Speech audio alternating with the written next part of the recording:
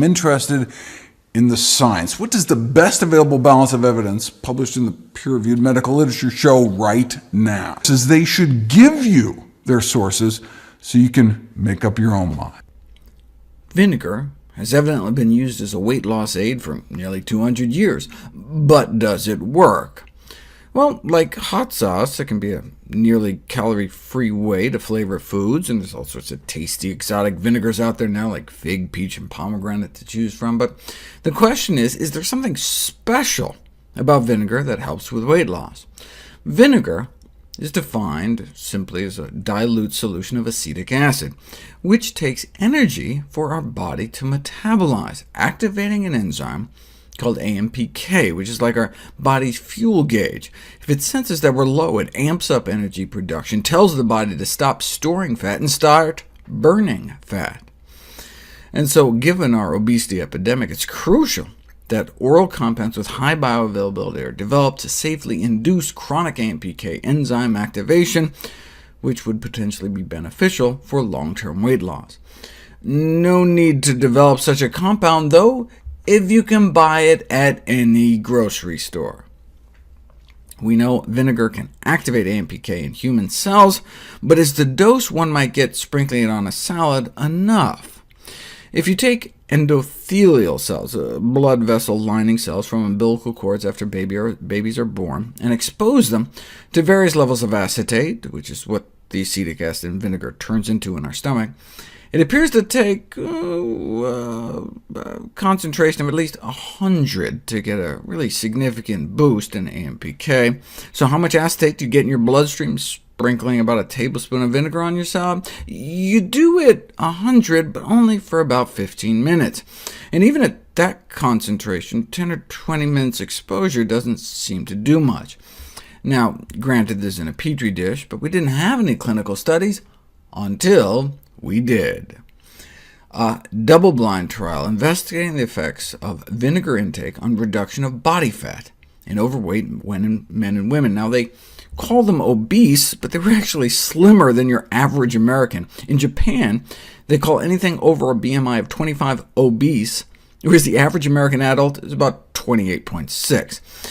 But anyway, they took about 150 overweight individuals and randomly split them into one of three groups: a high-dose vinegar group, where they drank a beverage containing 2 tablespoons of apple cider vinegar a day; a low-dose group, where they drank a beverage containing only 1 tablespoon of apple cider vinegar a day; and a placebo control group, where they had them drink an acidic beverage they developed to taste the same as a vinegar drink, but using a different kind of acid, so there was no acetic acid. No other changes in their diet or exercise. In fact, they monitored their diets and gave them all pedometers to make sure that the only significant difference between the three groups was the amount of vinegar they were getting every day. This is where they started out. And within just 1 month, statistically significant drops in weight in both vinegar groups compared to placebo, with higher dose doing better than the low dose, which just got better and better month after month.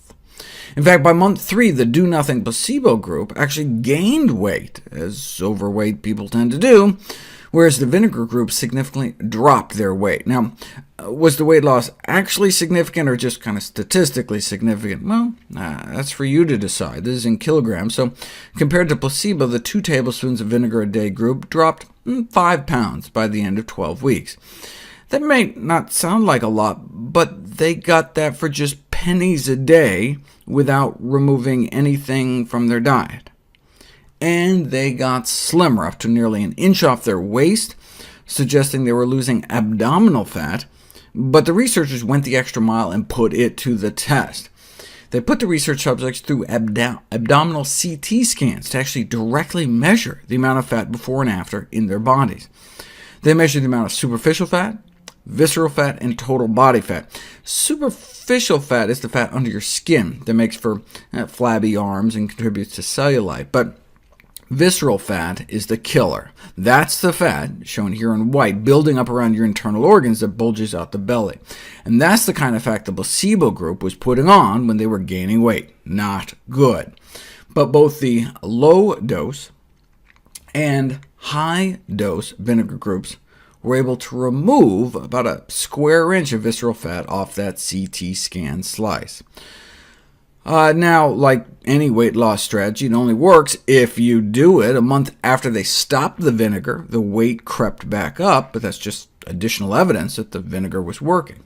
But how? A group of researchers in the UK suggested an explanation. Vinegar beverages are gross. They made a so-called palatable beverage by mixing a fruity syrup and vinegar and water, and then went out of their way to make a really nasty, unpalatable vinegar beverage, both with white wine vinegar, which were so unpleasant the study subjects actually felt nauseous after drinking them, so ate less of the meal they gave it with. So there you go. Vinegar helps with both appetite control and food intake, though these effects were largely due to the fruity vinegar concoctions invoking feelings of nausea. So is that what was going on here? Were the vinegar groups just eating less? No. The vinegar groups were eating about the same compared to placebo. Same diet, more weight loss, thanks perhaps to the acetic acid's impact on AMPK. Now, the CT scans make this a very expensive study, so I was not surprised it was funded by a company that sells vinegars, which is good, since otherwise we wouldn't have these amazing data, but is also bad, because it always leaves you wondering if the funding source somehow manipulated the results.